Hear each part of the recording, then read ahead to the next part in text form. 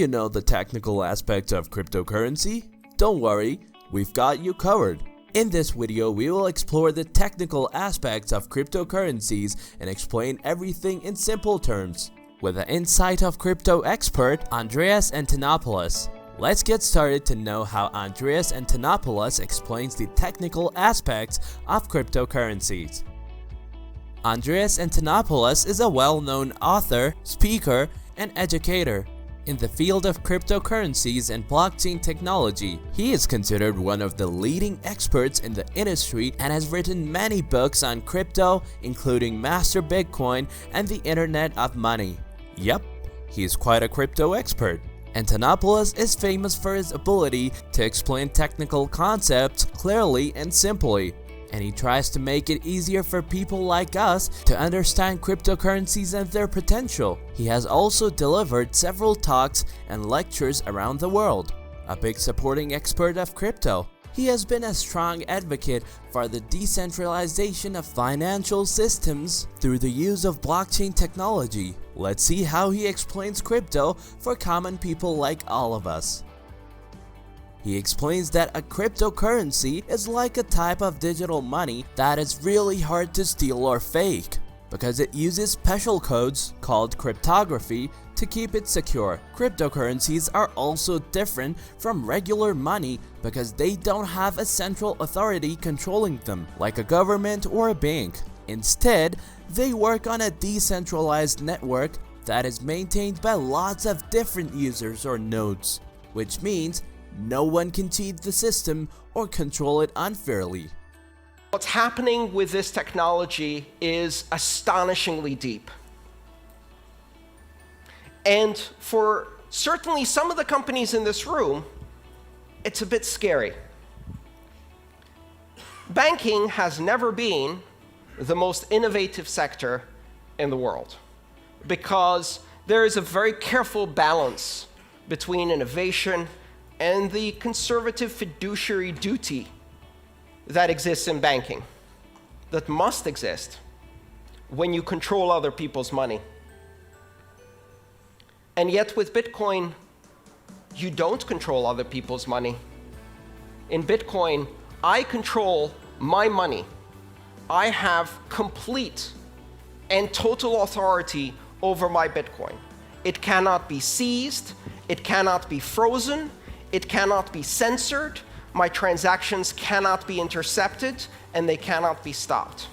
And I can do so with almost complete anonymity, and so can anyone 5 minutes after they download an application, and money has changed forever, and banking has changed forever. The idea that you can proceed in the industry of money, in the industries of commerce, and maintain the same conservative attitude that has existed now for centuries. Ever since merchants in Venice and Amsterdam started issuing depository certificates and providing banking services. That is gone. That is gone. You cannot operate closed systems that have borders and require permission to join at a rate of innovation that is controlled by the most conservative tendencies within your organization, because now you are competing with a technology that enables exponential growth, exponential innovation at the edges without permission by anyone in the world. And it's not about anyone in this room. Why? We represent the privileged elite. I can go onto a brokerage account, open it up online, and be trading on the Tokyo stock market within 12 hours in yen. That is the privilege that I have. 1.5 billion people have that privilege. 6 billion people can operate mainly in one currency and perhaps have some basic banking services. 4 billion people are significantly underbanked, and an astonishing 2.5 billion people are completely unbanked. They will leapfrog They will never have a relationship with a bank. Every single child born today will never have a bank account. They will have a bank app. A bank app that doesn't give them an account, a bank app that makes them a banker, an international banker in an app. They will not be permitted to open a bank account until they're 16 years old. By that time, I hope they will have at least 6 or more years of experience with digital currencies.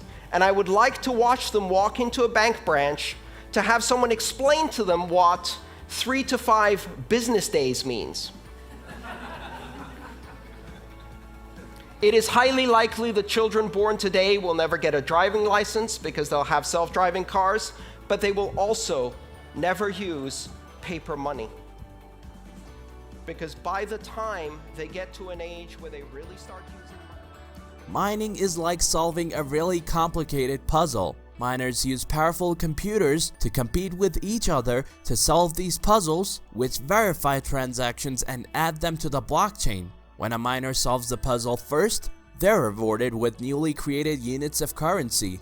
This is what encourages miners to keep working, since they can earn more of a currency as a reward. The blockchain is like a public record book that keeps tracks of all transactions that have ever taken place using cryptocurrency. It's called a public ledger because everyone on the network can see it and verify what's happening. This ensures that no one can cheat or double spend the currency. For example, if someone tries to use the same unit of currency twice, the network will detect double spending and reject it.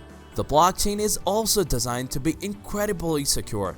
Each block in the chain contains a unique code that is created through a complex mathematical process known as cryptography.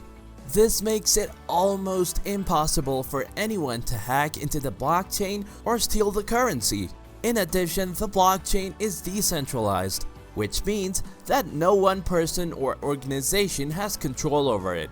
This makes the network more resistant to attackers and ensures that no one can manipulate the system for their own benefit. Andreas thinks that cryptocurrencies are an innovative new way of exchanging value that relies on complex mathematical processes and decentralized networks to ensure security, privacy, and fairness. Thanks to Andreas Antonopoulos, we now have a better understanding of the technical working aspects of cryptocurrency. But is there any benefit of using cryptocurrencies? He has talked about it in many of his lectures. Andreas Antonopoulos believes that cryptocurrencies offer many advantages over traditional forms of currency. For starters, they are highly secure because of the cryptography used to keep them safe.